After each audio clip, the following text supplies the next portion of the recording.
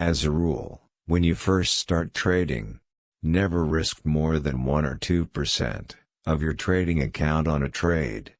For example, if you have $3,000 in your account, never trade more than $30. You need to take risks in order to make a profit. If there's no risk in the trades you're making, you cannot expect to really make a living as a trader. An inspirational trading quote, to remind you to stop looking for shortcuts. In reality, no one really knows how to crack the market and be successful all the time.